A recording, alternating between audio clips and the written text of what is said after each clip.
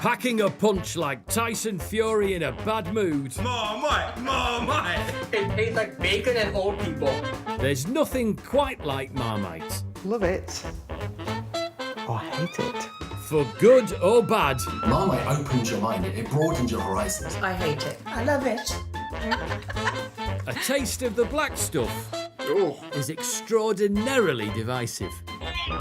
But why is that? And crucially, can you move from one side of the Great Divide to the other? It's a We'll examine the science of taste, Marmite brownies? show how this product is surprisingly healthy, Eat your greens or eat Marmite. That's crazy. and how it contributed to victory in 2 world wars. I promise to do my duty to Queen, country, and Marmite. Wow. That's deep. Featuring fanaticism, The world's only Marmite wedding. beyond the call of mere yeast extract. Lovers I'm the only one in the family that loves it. and haters, Hey, hey, it's time to analyse the siren call Oh my god. and repellent nature of one of Britain's most iconic and two-faced brands.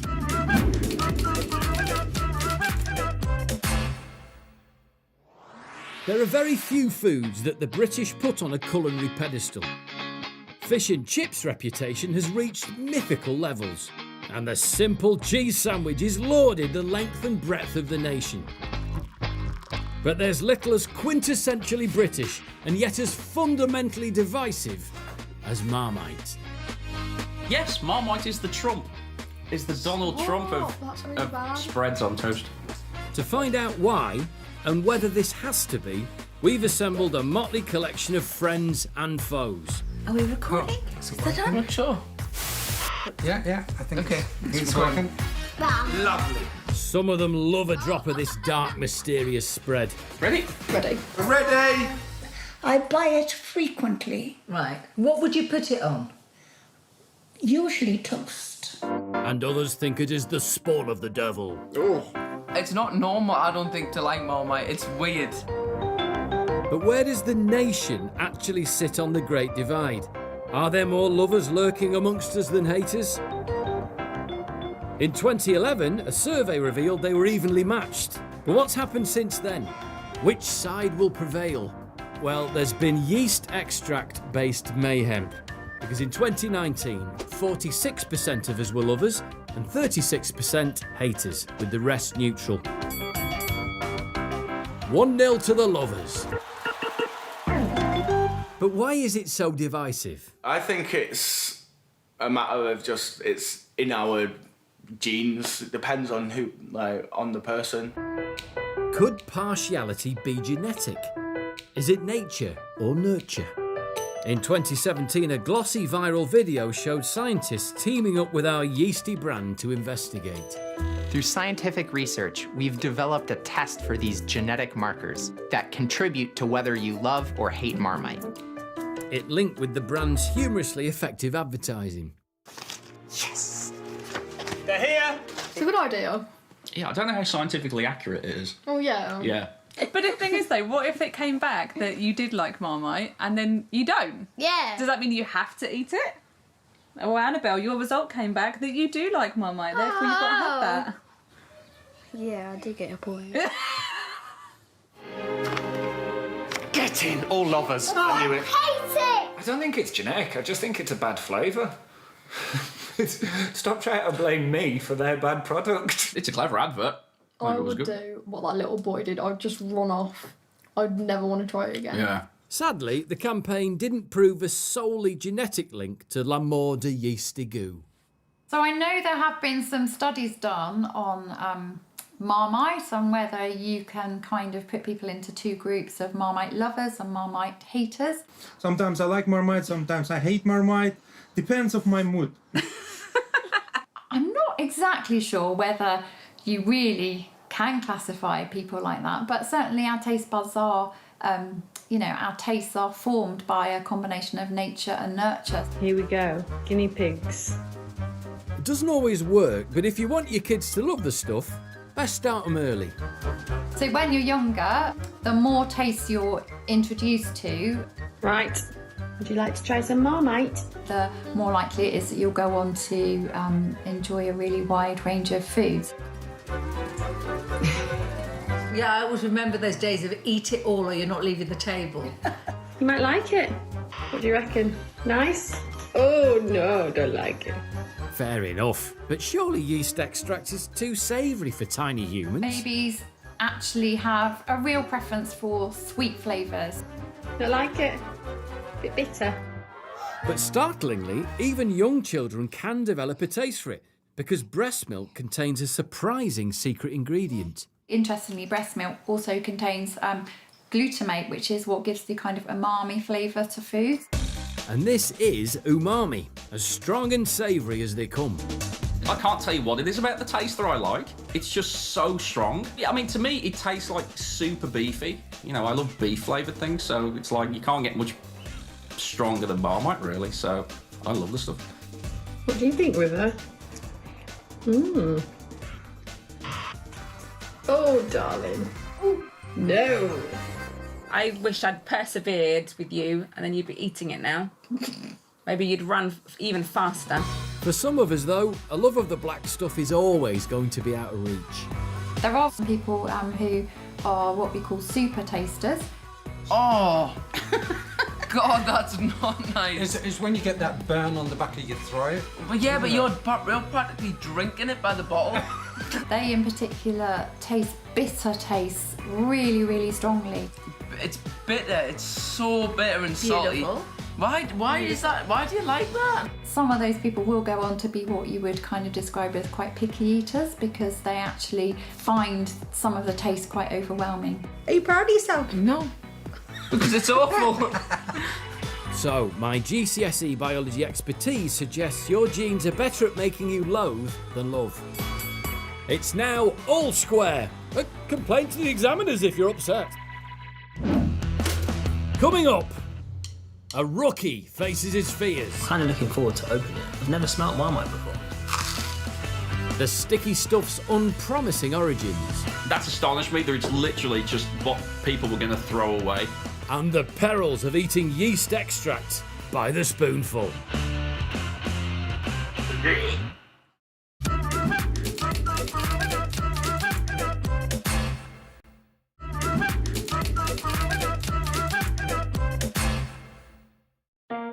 Yeast extract.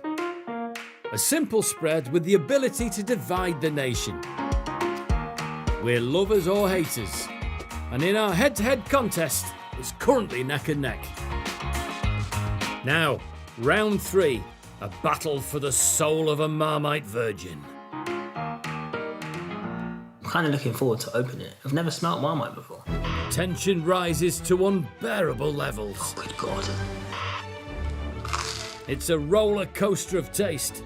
Will Dominic raise a smile? Oh my God. Why is it so salty? I got to spit it out. Sorry. No. Oh. Nope. That's another implacable foe then. 2-1 to the haters. You can't argue with a newcomer's taste buds, can you? It was Dominic's first go, but when were we Brits first introduced to this salty syrup of the gods? Stroke spawn of the devil. It's like any story. It goes way further back than you realise. Do you think it was when it was like the Black Plague? Isn't that like hundreds of years ago, isn't it? 1950. Go on, that's a good year. I reckon that's right. Not even close, mate. Our story begins in the mid-19th century. In a different country and a different product. There was this really keen scientist, a German, Justus von Liebig, a baron, no less, who was very keen on trying to discover how you could create a product which was an extract of meat, making it cheaper but highly nutritious. And eventually in 1847, he made that breakthrough moment and he started to create this product, Liebig's extract of meat. Liebig had captured the essence of meat's flavour and created an iconic brand. OXO. But his extraction process was adaptable. And in 1902, British scientists used Liebig's ideas to create our divisive spread, using a pretty unpalatable product. Marmite is made from yeast extract, which is a product of the brewing industry, a kind of waste product. An old timber building houses the brewery of the only English pub that brews its own beer. Dick Holding is the man who sees to it that the Golden Lion never runs short. After brewer's yeast has converted sugar into alcohol, it turns into a thick, pale, pretty disgusting slurry. This sludge was once, rightfully you may think, discarded. But now this waste product forms the unlikely basis of an actual food. And you expect that to be nice when they add ingredients to it. Give over. Come on now. That definitely tastes like a waste product. 100%. That's astonished me that it's literally just what people were going to throw away. Today we still consume a lot of products that perhaps some would regard as waste products. This is particularly true in the meat industry. Say for example, if you were to buy a mass-produced burger or a chicken nugget, it's not made from fillet steak or fine chicken breasts. Instead it's mechanically reclaimed meat from the carcasses of animals, something which has been known in the past as pink goo. Sausages are another good example. I mean, when you're paying 26p for 4 sausages, what do you think's in them? Testicles. Thank you, Annie. Actually, testicles are really nice. I had them in a restaurant in Brussels, and I've got to say, a sheep's testicle. The haters have a case. Our acrimonious spread's origins aren't pretty. In fact, they're a bit yucky, technical term. So, we're giving the haters an extra point for basic foodie common sense. Sorry, lovers, I make the rules. But how is this controversial product actually made? First, salt's added and then it's heated, which breaks down the cell walls to release the essence of yeast. The resulting liquid's centrifuged and sieved before being heated again to evaporate off the water. This leaves a thick yeast extract ready to be sieved still further and flavoured. It's kind of sort of condensed down, and they add celery and salt and spices, a kind of special secret mix. And then more recently they've been adding B12, folic acid, thiamine and riboflavin, so really good sources of B vitamins. Ingredients are barley, wheat, oats, rye, salt, vegetable vitamin B12 and folic acid, natural flavouring, contains celery. Who'd have thought it contained celery? I just assumed it was like yeast and chemicals, to be perfectly honest. I thought there was some kind of, alchemy going on to get that to make it the way it is. Yeah. But it's actually quite natural. Yeah, I mean, I like the look of the ingredients list of Marmite. It's a nice short list, and when you're looking at food, the shorter the ingredients list, or the better. So, yeah, no problem with any of those. But no clue in all this as to why it's called what it's called. How do you think they come up with that name? How do you think they come up with the name Marmite? Marmite. Marmite. The guy that made it, maybe? I actually have no idea. Marmite like it? His name's like Jeremy Marmite. Why does Jeremy Marmite sound so funny? I feel like it comes from around... It's not a name you'd usually hear. Unless it's German. Aberdeen. Actually, this very British product has a French name. Well, Marmite, or Marmite as it would be pronounced in France, is actually a stew pot. And in fact, the shape of the bottle reflects the shape of a French marmite. As you can probably guess from the shape of the Marmite jar, it's a pot-bellied casserole which goes up and over and has a little lid to stick on top of it. And there is the stew pot on the front of the Marmite jar on this glorious label which they devised for its launch in 1902.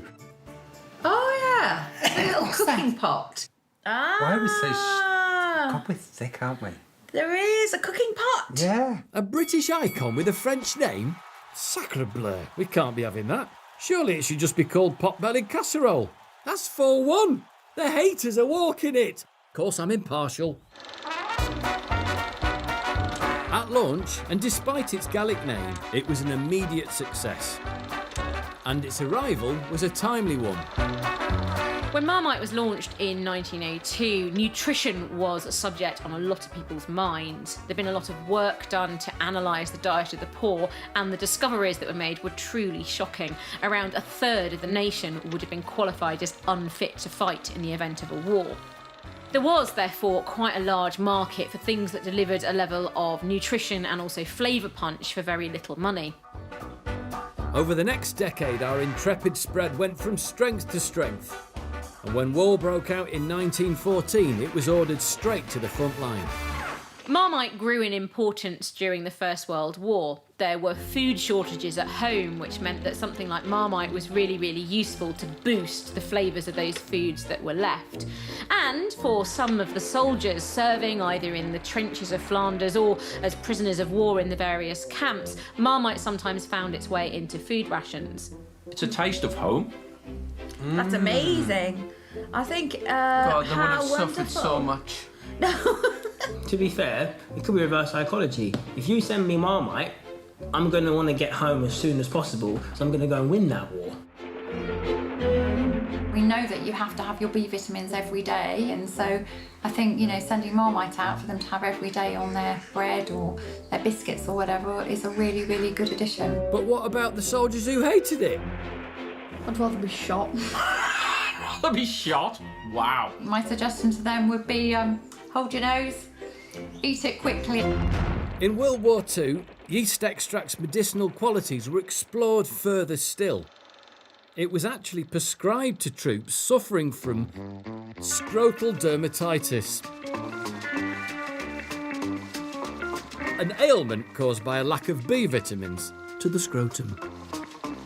Did they eat it or smear it on? What, to eat or to rub it on? Oh, right. Gross. If you're spreading it on, it's going to be quite painful because of the salt content. If you think about when you put salty water on wounds, if you've got a cut and you go in the sea. So, yeah, interesting. Thankfully, the potential cure was administered orally. You make me feel sick. Like, actually sick. I'm being serious. Would you like another bite? No, thank you. And it's said to have worked. I wonder if the doctor will prescribe it for us. I don't need to buy it anymore. Maybe it's just worth suffering. So, while haters prevaricated, yeast extract stood alongside Churchill, the Spitfire and the Dunkirk spirit to help win the war. One up for the lovers. In fact, two. One for each war. So use delicious Marmite often. But from the 1950s, it was TV ads, not global conflict, that dictated the way the public viewed it. First, it broadened its appeal to be a universal cooking ingredient. It had such an exciting savoury taste. And having it with hot food, as in meat. Why would you do that? Why would you do that? It's a good idea. It is a good idea. I mean, it's definitely going to add more flavour, which is what the ad promotes. I add it to casseroles, I add it to chilli. I just really like the kind of meaty flavour that it gives things. Marmite, for better flavour, more goodness. For better flavour and more goodness. This unctuous spread was firmly marketed at mums and families until well into the 1970s, with health its biggest selling point. Marmite helps children to grow healthy and strong. Marmite, the growing up spread. I grew up on chocolate spread, and I like to think I'm okay. The growing up spread? What the hell? Well, yeah, you grew up on it. But from the 80s, irreverence replaced practicality. I think in recent times, certainly in my lifetime, the big Marmite campaigns have obviously been My Mate Marmite, which was very clever. It helped you bond with the brand. What mate? Your mate, my mate. Oh, that's a good move. Save it. pun. Yeah, it's a good one. Yeah. Good pun. Yeah, I like that. Yeah, but that was good. It was just simple, wasn't it? My mate, whose mate? Her mate, whose mate? My mate. Yeah, I like it, mate. Yeah, mate. I don't want to be friends with Marmite. What mate? Then in the 1990s, new radical ads Madam, can I interest you in trying some Marmite today? Cemented a divisive reputation. Big pair of kahunas who ever come up with that ad campaign. I don't want to. There's a lot of psychology behind the Marmite Love It or Hate It campaign. It's a little bit like the tribalism around football teams. You don't really find people who say, oh, I don't really mind Man U, I'll support them if I have to, but sometimes it's all right to go with Arsenal, I think. So Marmite's a very clever campaign from that point of view. It's a bold move to come straight out and be like, you might not like it. As if they're trying to be like a really popular band. Like, we might not be for you, actually. We're quite cool. Maybe you wouldn't like us. Haters and lovers were satisfied by a counterintuitive campaign. I hate Marmite. Yes. Taking the mickey out of themselves, it's so cool. It's good that they know their product's horrible.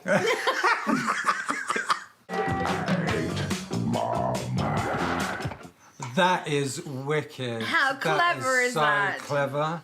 That advert, 100% correct. I hate Marmite. Yeah, remember that But one. why would you put an advert to hate Marmite? Then people won't buy it. Actually, sales soared.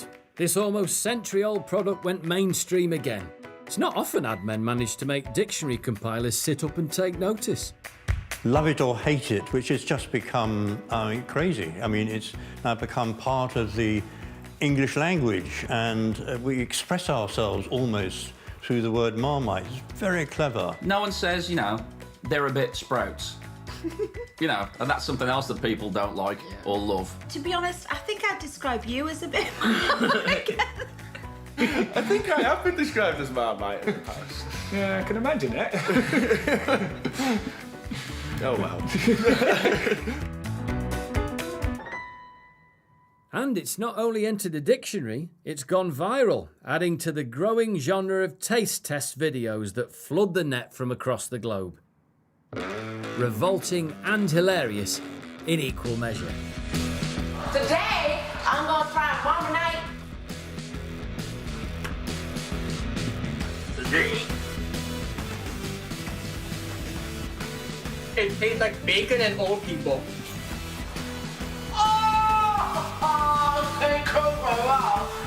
Oh, God! What is this awful taste? Like, this is horrible. It's disgusting. This is probably one of the nastiest things I've tasted ever. Why? Why would you put this on toast? Oh, my God. Granted, not glowing endorsement, but to be fair, eating an ultra-savoury spread by the spoonful has never been a recommended serving suggestion. Coming up, breakfast spread or secret cult? We are Marmarati. First circle, second circle. We protect the recipe. Is it superfood or over-egged? Marmite actually seems to be kind of given these superpowers. There's a lot of myths around about the kind of things that Marmite might do for you. And can a bit of bakery convert the antis? I'm sorry, haters, but you're gonna love it. Brownies are great. Why are we ruining it?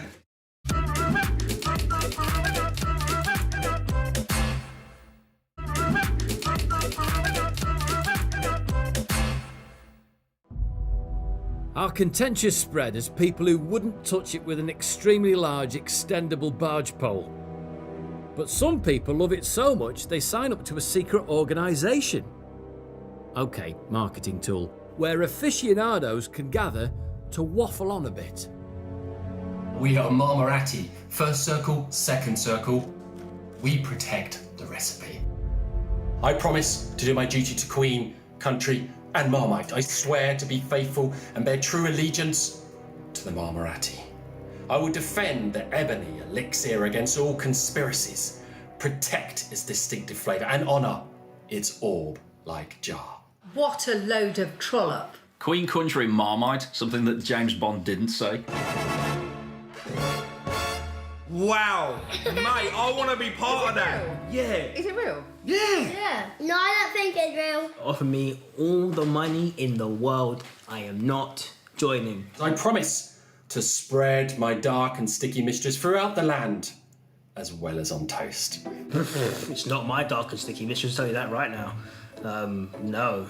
It's just a naughty food. It's just got a sex appeal to it. Wow. Wow. That's deep. I'd say like mature cheddar's sexy food.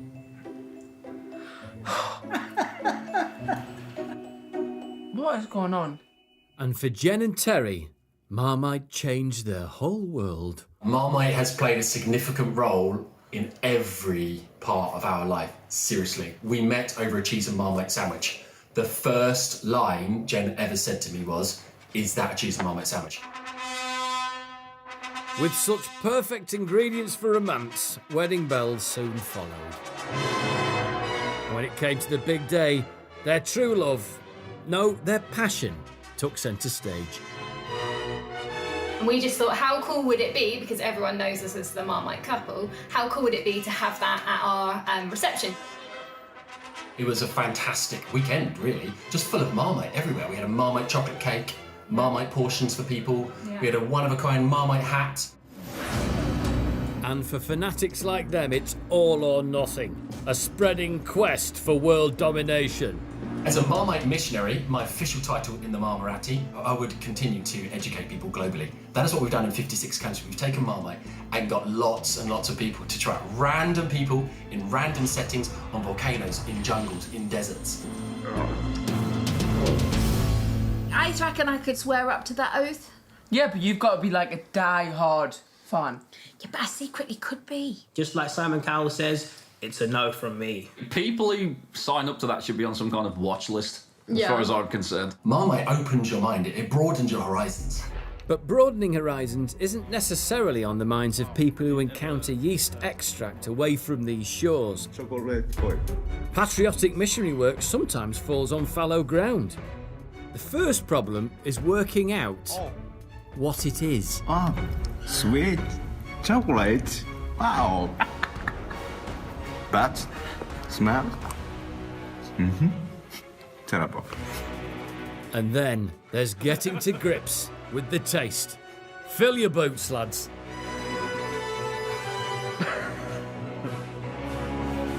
Hey! Yeah. Yummy! Finished?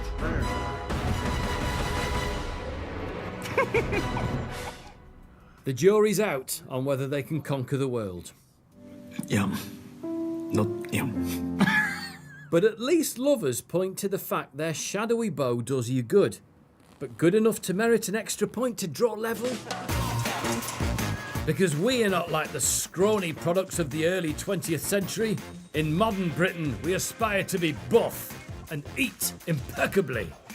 But our yeasty friend's strong taste is characterised by saltiness, and we're all being implored to reduce our salt intake. Surprisingly though, according to the experts, it's a winner. So Marmite is high in salt, but actually, because it's got really strong flavour, it's not something that you're going to eat loads of. I mean, you know, you wouldn't eat a whole jar of Marmite. And the brand's other qualities show the old ads had a point when it came to health. One of the reasons that Marmite is good for us is that it's a really good source of B vitamins. It stops you getting too tired. It's needed to keep your nervous system healthy and functioning. It's used to keep your skin in good condition. So it's mind altering in a good way. It can actually boost your brain. So it's not going to kill you?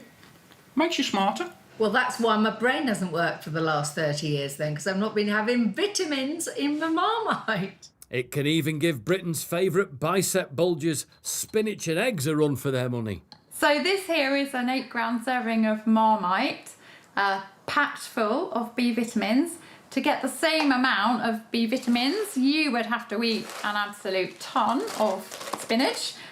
You'd have to eat a couple of eggs. You'd have to eat a really good serving of breakfast cereal. Marmite is really good for you then. That's crazy. Maybe you need a Marmite on lettuce, Marmite on... What? No, stop. If you don't put Marmite on your toast, probably you're going to put honey or jam or marmalade, and then you've got to look at the sugar content. So it's a kind of, you know, a balance. Let's eat more. Yay! But while the oozy black spread does have some clear health pluses, it can't put hairs on your chest or replace what you've lost on top. despite advertising silliness. Stand by this morning for a cure to baldness. Relief comes in the shape of a jar of Marmite. Well, that's a new one. Marmite's actually seems to be kind of given these superpowers. There's a lot of myths around about the kind of things that Marmite might do for you. Spread the stuff all over the top of your head. That's what I say. And the great thing about it, of course, you won't look silly. I'm not sure that I think spreading Marmite on your head is going to cure baldness. I can't see any scientific pathways that would make that happen. But Claire's sound advice is wasted on some people. What if you ate it and put it on your head at the same time? So you'd like the whole lot? Not the whole lot. Not the whole lot. Right around hair in the morning. Oh, look, that is big. Look at that. Oh my, look. But its essential qualities mean despite the over-egging of its dark and sticky pudding, yeast extract deserves to score a point when it comes to health. Lovers, you're level. What I'll have to do, I think I'm going to smother the whole head because I think I might look a little bit stupid with just a little bit of hair. You think? Its health benefits have formed the basis of the brand's appeal for over a century, and it's become an unlikely but bona fide British institution. So, tinkering with a product as distinctive as this is a risky business. In 2006, bosses experimented with trying to make their sticky stuff more wet and squeezy.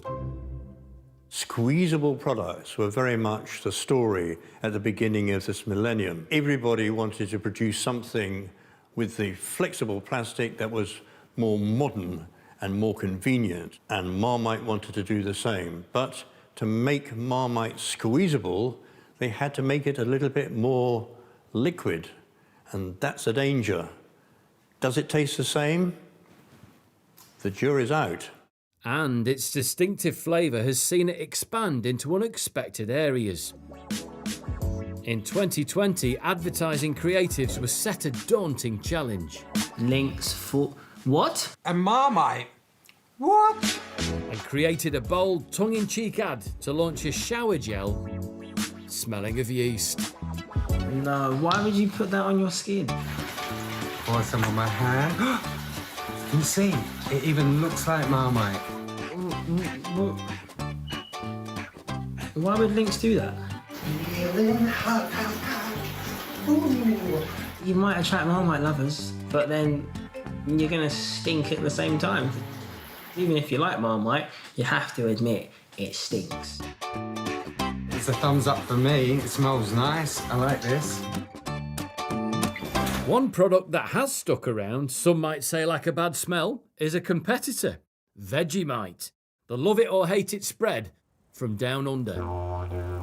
Launched in Australia in the 1920s, its promotional campaigns have been cosy rather than confrontational. We're happy little Vegemites, as bright can be. We all enjoy our Vegemite for breakfast, lunch and tea. As bright and sunny as Christmas on Bondi Beach. But there's one thing we all agree on. We love our Vegemite. Take it away, Aussie Ken. We're happy little Vegemites. We're happy as can be. We all like our Vegemite for breakfast, lunch and tea. See that? That's the kind of vibe I want. But down under at least, this great pretender is having the last laugh. This copycat now sells 20 million units every year. Vegemite is now the family brand. Vegemite is as part of Australia as Marmite is to Britain. But can this Aussie gunge hit the spots that even its British rival can't reach? Right, you ready? Okay. Chin chin. Oh, how do you like that? Oh my god.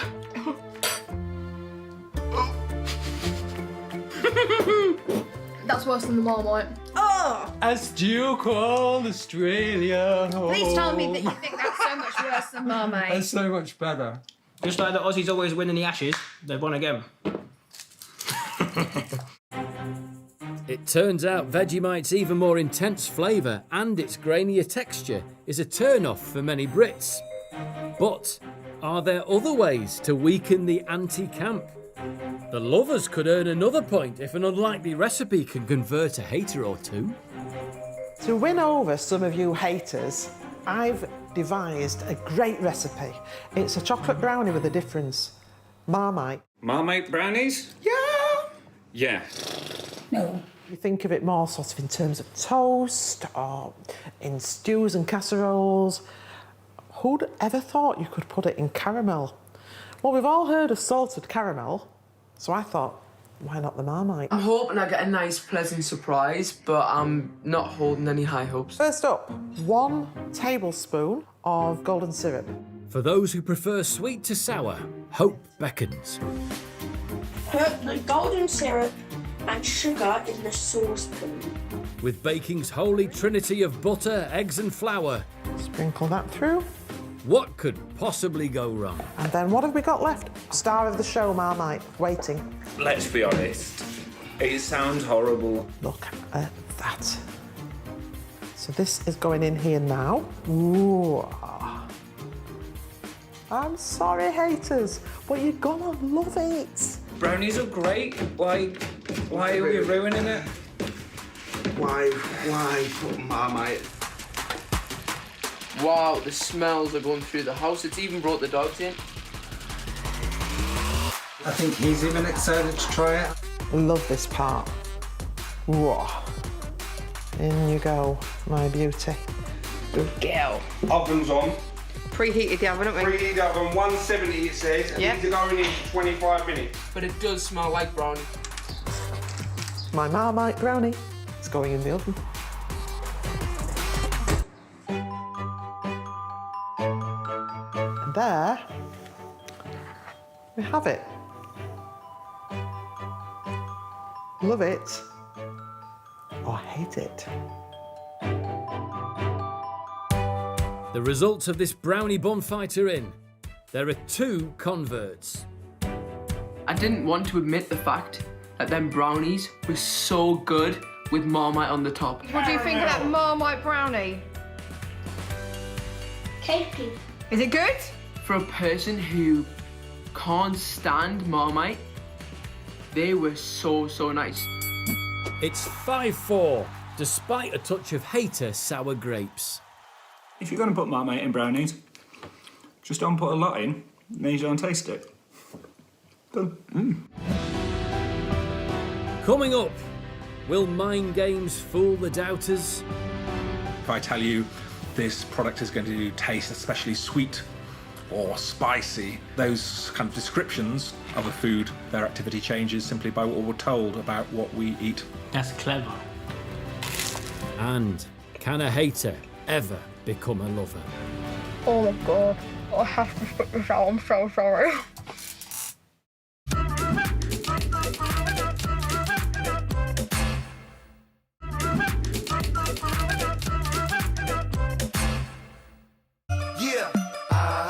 In the black and yellow world of yeast extract, there are few grey areas. It's a culinary conflagration of those who love and those that hate. But is it just a case of mind over matter? Can psychology rather than gastronomy overcome hating hearts?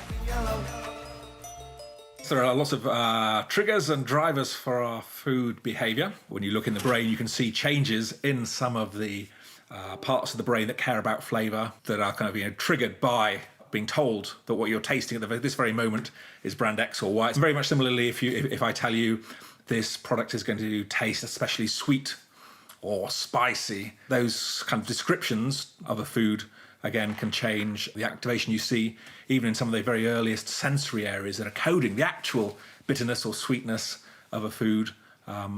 Their activity changes simply by what we're told about what we eat. Welcome to the brave new world of food mind science, where it seems that if you think you won't like a food, it's likely you won't like it. Building on this knowledge, a stylish and novel viral video ad was designed to combat the wariness of the anti-camp. Hello, Marmite hater. Welcome to Marmite Mind Control. That's clever. That is very, very clever. It does not make you want to hurl. Hater, you have become a lover. After watching that, could be delicious, could be yum. I think it's going to work. It's Come gonna on. work. Yeah, Come on. Try a bit. There we go. Oh no! Drum roll. Oh god. Get your arm ready because I'm probably going to spit this out. Oh god. Yummy, man. Oh yeah, that's the stuff. You don't hate it. You love it. No, he lied. We're going. He said, "Oh, that was so gross." Oh. No, that didn't work. Horrible. Horrible, and I'm never doing that again. Oh, God. That was the worst 3 seconds of my life. That didn't work. I really don't see what the problem is. Well, that was a failure. But can a more intensive workout succeed? With the lovers one ahead, the deciding test is down to Maddie. Could a 7-day boot camp make her adore the potent spread like her dad and give the lovers a convincing victory? I really do not like the taste. Okay.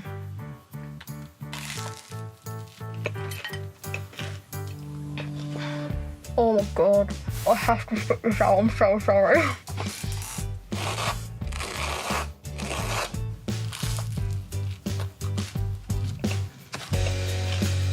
Oh god. Oh my god, it's on my eyes water. That's not good. It's no better than yesterday. Today I'm going to try and take 2 bites.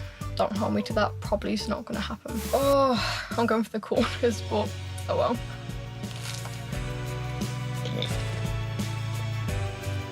Two bites, that's progress. Oh god. But has she peaked too soon? It should not be a food. It doesn't deserve to be a food. Like, how dare you call yourself a food? Days 5 and 6 and Maddie's boot camp's going backwards. Oh god. There's no way I'm ever going to be able to eat a whole slice of this, ever. So it is the end of day 7. I'm sorry, I tried, but I am still a hater of Marmite. I never want to see it again, so I'm going to even try and avoid it in the supermarkets. It's traumatising to eat. Oh well. Living proof the bridge from Marmite hell to heaven is an elusive structure. Maddie is still a hater, adding another point to her side of the divide.